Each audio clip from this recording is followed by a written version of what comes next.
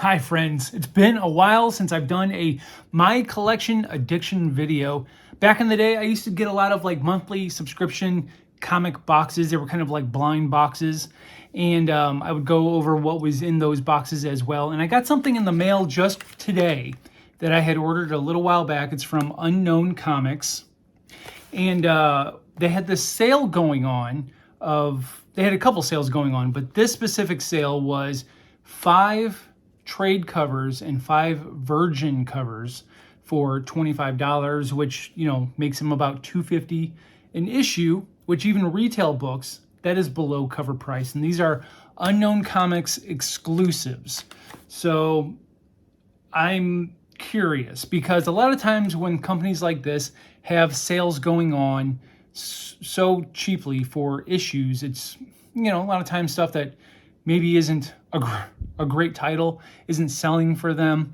Regardless, at $2.50 an issue, this is going to be a deal regardless. So we're going to crack into this and see what we can come up with.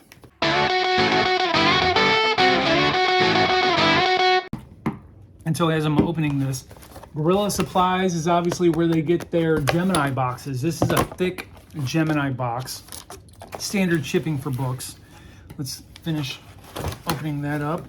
All right, and they package them well. You know, they're all bundled together, and they all look to be bagged and boarded as well, wrapped in bubble tape.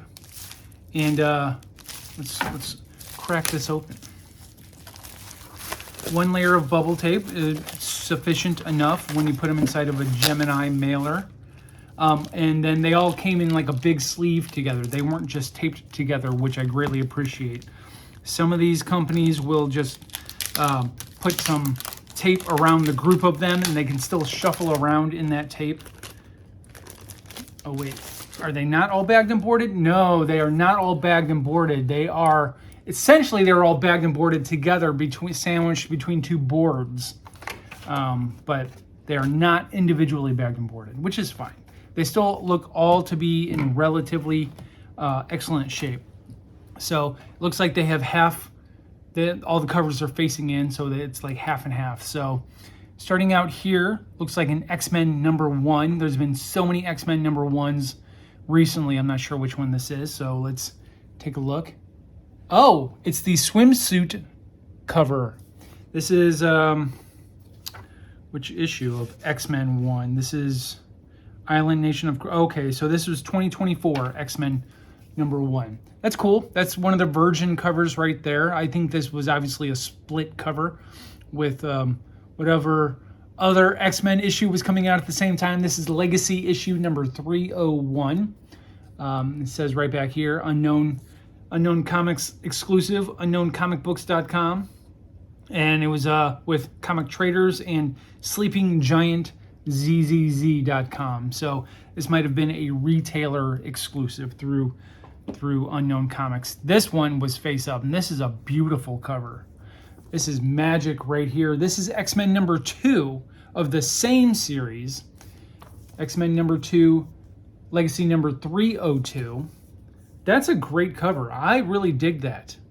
That's a beautiful cover. I'm not sure who the artist is, though. Is it Lanu?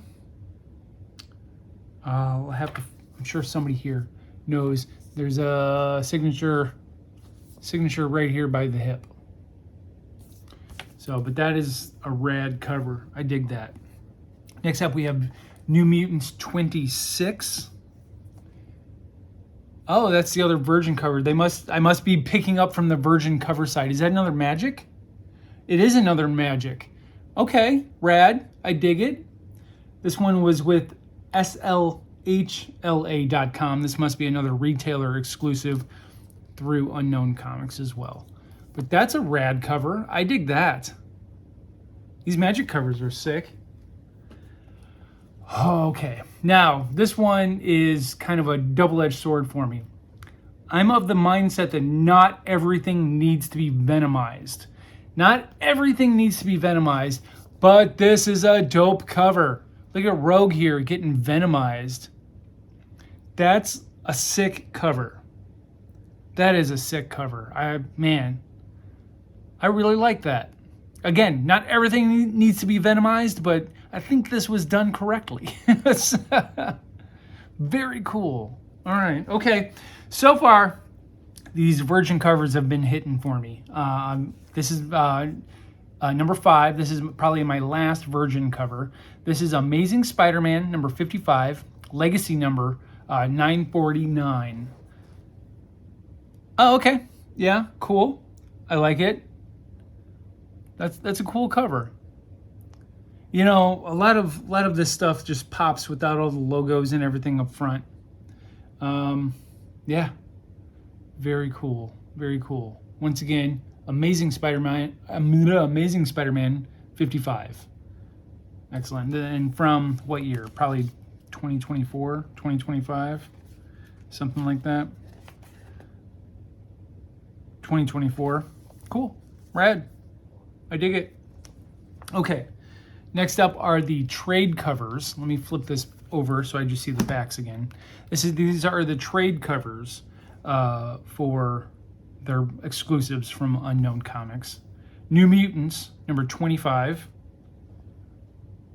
Oh, nice. Nice Goblin Queen, Madeline Pryor cover. That's a cool cover. I like that a lot. This is by the same artist that did the Venomized Rogue cover. So that's rad. Oh, by the way, this Rogue cover, I forgot to mention, was from Death of the Venomverse number 4. So very cool, very cool. All right, next up we have Powers of X number 5. Oh, this is a cover, it looks like Age of Apocalypse, Rogue and Magneto. That's pretty sick. I really like that. Age of Apocalypse X-Men might be my favorite era of X-Men. Back in 1994, I was a freshman in high school. Like that was an amazing concept to me, and it still holds up, and they still use it, 30 years later. So very rad. I like it. All right. Next we have, this might be a facsimile cover because it says Uncanny X-Men 131 from 1979. So, but it's got a $4.99 price tag on it. Let's see here. Oh, sick. See, I love the old school aspect of that. You've got Emma Frost standing over Jean Grey Phoenix down here. But yeah, this has to be a facsimile edition, even though it doesn't note it on the front. Obviously, so many people get duped with these facsimile editions, but you have to pay attention to the modern price tag on these. But that's a sick cover. I like that a lot. Now, I'm not a big collector of X-Men anymore, but these covers are rad. I'm digging them. I might be wrong about the fact that these are books that aren't selling for people. I think it just might be something that they had more of because they do sell well. This one, Ultimate Wolverine number 2, obviously the more modern Ultimate Universe. This is a cover that I think people just need to stop homaging, much like Spider-Man 300 when, the web pose and him sitting on the webs, the one that McFarlane did. Obviously, it's been done to death. This is another one from a classic Wolverine. I'm sure you know what it is before I even show it to you, but people homage the mess out of it. Here we go, right here. Ultimate Wolverine. This is issue number 2. So, yeah, it's cool. Who's in the crosshairs there? Is that... I think it's Magic again, right there in the reflection. So cool. It's a Magic Day apparently. And then finally, my last book, my 10th book. Now, keep in mind, average retail price that I paid for these books was $2.50. Average cost listed on these books is $4.99, and a lot of times Unknown Comics, especially with the trades, go $10 and up. So regardless, I think I, made some money off of this. My last book here is Ultimate Spider-Man number 9. Oh, look at that. You got Mary Jane and Peter hanging out on some webs. Looks like they're outside in a cityscape. It looks like he's got a little TV kind of stuck up here that they're watching TV. That's a cool cover. Nice. Okay. Yeah, so these are all great books. Now, Granted, they are all full of X-Men and Spider-Man, both books that I just am detached from. But I enjoy the artwork, especially on these Virgin covers. Those were super rad. And so there you guys have it. If you're interested, again, over at unknowncomicbooks.com is where I found this sale. They had 10 trade covers for $20. They had 5 trades, 5 Virgin covers for $25, and that's the one that I got. And I think they have an all Virgin set as well for, 30, 35 bucks or whatever. So if I were to do it again, I would probably go with the Virgins, whatever sale is going on with the Virgin covers, because I really liked those covers mostly, just the pure artwork on them.